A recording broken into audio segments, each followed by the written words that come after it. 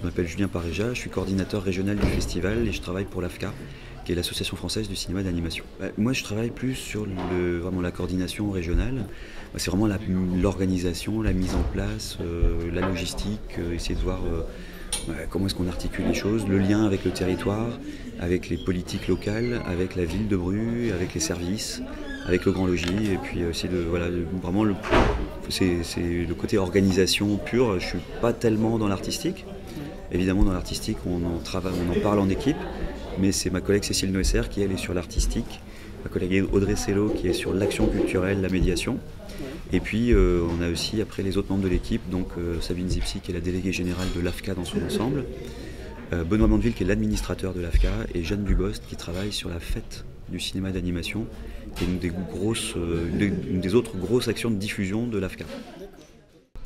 Je suis Cécile Noesser, programmatrice du Festival national du film d'animation. Je m'occupe de la programmation, donc ça veut dire choisir les films qui seront montrés, la manière de les montrer, les personnes qui vont accompagner ces programmes-là et la façon la plus juste de montrer les films pour qu'ils soient reçus de la meilleure manière possible. Alors l'idée c'est pas nécessairement de fonctionner au coup de cœur ou c'est pas nécessairement une question de goût la programmation. Ce qu'il faut c'est vraiment bien observer ce qui se passe dans le monde de l'animation toute l'année et essayer de retranscrire dans ce festival ce qui nous semble émerger en fait, de pouvoir aller en festival pour discuter avec les professionnels, pour savoir qui fait quoi, dans quelles conditions, quels sont les projets en cours. C'est vraiment des moments très précieux pour la programmation. Et évidemment, on regarde beaucoup de films toute l'année. Par exemple, pour le Focus Québec, ce qui était très précieux cette année, c'est qu'au Québec, ils ont la chance d'avoir 2 médiathèques en ligne. Sur le site de l'ONF et sur le site de la bande vidéo, et là j'ai pu regarder énormément de films et ça c'était très agréable pour le travail. L'aspect humain de ce festival c'est vraiment un des aspects forts et c'est vraiment ce qui fait que le festival est réussi en fait, parce que le festival, un festival sans rencontre c'est pas un festival et ici à Bru on a la chance d'avoir une échelle humaine qui fait que les réalisateurs, le public, les bénévoles, l'équipe, on a énormément de moments où on arrive à échanger, à passer du temps ensemble et je pense que c'est ça qui fait notre marque de fabrique. Je m'appelle Audrey Sello, je suis chargée d'action culturelle et de formation. Je m'occupe des publics, surtout jeunes publics, donc scolaires, accueil de loisirs, les groupes qui peuvent venir sur le festival, des ateliers, de toutes les actions culturelles qu'on peut mettre en place autour du festival ou pendant, et tout au long de l'année aussi. C'est des ateliers pratiques qu'on propose la semaine du festival, donc là on est vraiment sur la temporalité festival. Donc il y a différents postes d'ateliers pratiques, plus un poste de rencontre. Cette année, on a proposé ça aux scolaires aussi, une rencontre avec un professionnel. Les ateliers pratiques, il y avait deux postes d'animation image par image à partir d'une bande son qui a été créée par l'école de musique de la Flume. C'était une nouveauté cette année en lien avec la thématique musique et son. Donc ça, c'était à l'inverse des ateliers en amont. Les gens avaient le son et ils devaient créer l'image à partir de ça. Les jouets optiques, ça fonctionne toujours, même pour les adultes, il y a une espèce de déclic. Enfin, même si on a su en théorie qu'on comprend comment on peut animer, donner l'illusion de mouvement, tant que, il y a toujours un côté magique. Le fait de le voir, de voir un praxinoscope tourner, ça a toujours son effet. Ça se démode pas. Puis on a de très bons intervenants. Les ateliers studio, ils sont animés, donc les 3 postes ateliers pratiques sont animés par l'Arrosoir à Émile, l'espace du Mouton à Plume et Colorant 14. Donc on a une richesse d'intervenants autour de Rennes. qu'on essaie de mettre en valeur dans le cadre du festival. Je suis Sabine Zipsi et je suis la déléguée générale de l'AFCA, l'Association française du cinéma d'animation, qui organise donc le Festival national du film d'animation à Bru tous les ans. Donc je suis heureux, avec Marie-Laure, d'ouvrir ce soir la cérémonie du 21e Festival national du cinéma d'animation. Donc j'appelle le président de l'AFCA, monsieur Denis Valgalvitz.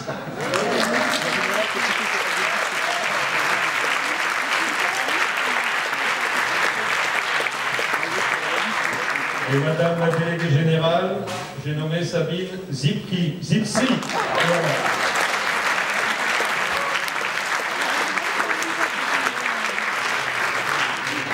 Il faut savoir que je suis arrivée assez tardivement, donc dans la préparation d'un festival, en général, on met 1 an, voire plus. C'est-à-dire qu'avant même d'avoir commencé une édition, on prépare déjà celle qui va suivre, ce qui a déjà été le cas cette année.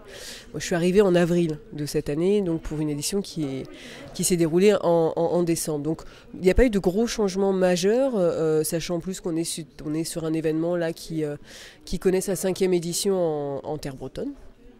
Et en l'occurrence, les changements vont pouvoir être opérés au niveau des focus qui ont été choisis. Donc là, c'était vraiment de donner la part belle au focus entre la musique et le son et de pouvoir développer, on va dire, l'articulation de ce focus sur tous les volets du festival, c'est-à-dire aussi bien sur le volet professionnel que sur le volet d'action d'éducation à l'image, des ateliers, que sur des programmes dédiés, que sur des longs métrages diffusés. Enfin, voilà, c'était l'idée d'avoir un focus un peu transversal et c'est, je pense en tout cas, un vrai développement sur cette nouvelle édition. Il y a eu aussi sur le volet professionnel l'ouverture des pitchs. Donc les pitchs, c'est la présentation des projets de jeunes professionnels devant une assemblée d'autres professionnels du secteur, notamment producteurs ou même d'autres réalisateurs.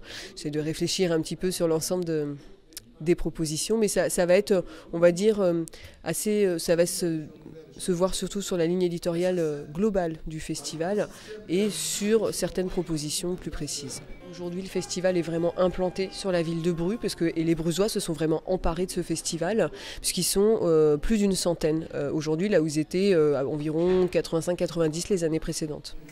Voilà, je suis très heureuse d'être ici ce soir pour remettre donc au nom de Brusanil, l'association des commerçants de la ville de Bru, ce prix du public qui est pour nous le signe du lien entre la ville de Bru et le festival d'animation. La nouveauté cette année, c'est aussi qu'on a un nouveau lieu de projection qui est l'espace Auréa, donc qui est derrière le centre-ville et qui permet d'articuler une circulation beaucoup plus large des publics et des différentes propositions de projection et de séances qu'on peut mettre en place. À partir de là, comme on est sur un site principal qui est le Grand Logis, qui reste le cœur du festival, l'espace Auréa qui est un petit peu plus éloigné et la cantine du Vaugaillard qui est la cantine professionnelle, on a comme ça une triangulaire sur le centre-ville de Bru qu'on a voulu exploiter. Et c'est pour ça qu'on s'est dit on va aussi travailler sur la ville en tant que telle. Donc il y a les actions qu'on a menées à la cabane à lire avec une apéro-interview et ainsi qu'une séance de dédicace autour de nos invités d'honneur. Et également on a eu une apéro-interview dans un bar du centre-ville de Bru. Et donc c'était vraiment l'occasion de s'implanter un peu mieux dans la ville. Donc, je m'appelle Benoît Mandeville, je suis chargé de l'administration à l'AFCA, basé au bureau parisien, donc rue Rodier à Paris. Et donc sur le festival, je m'occupe en particulier de tout ce qui est la partie billetterie, accueil, et puis tout ce qui est relatif aux différentes entrées d'argent qu'on peut avoir sur le festival à travers les différentes séances hors salle, les bars et autres prestations qu'on propose durant le festival. Le début de semaine était plus calme, mais c'était aussi lié en fait à une programmation plus chargée en fin de semaine qu'en début de semaine. Donc là, il faut qu'on attende vraiment les dernières sorties de billets de la semaine pour avoir une idée. Mais dans l'ensemble, ça a l'air d'être plutôt équivalent en fait à l'année précédente. La position au niveau de la billetterie, c'est plutôt cette relation aussi bien entre le grand public, les professionnels, l'équipe qui est toujours en train de courir partout. Et étant à la billetterie, on voit tout ça toute la journée. Donc ça, c'est assez... c'est un petit univers qui se déroule sous nos yeux, et ça c'est plutôt intéressant. En billetterie, on a même un retour sur les salles, donc c'est vrai qu'on passe notre temps à regarder le retour pour savoir où en est la séance. Ah, c'est tel film, il est bien. Enfin, puis pas mal de blagues au niveau de l'équipe.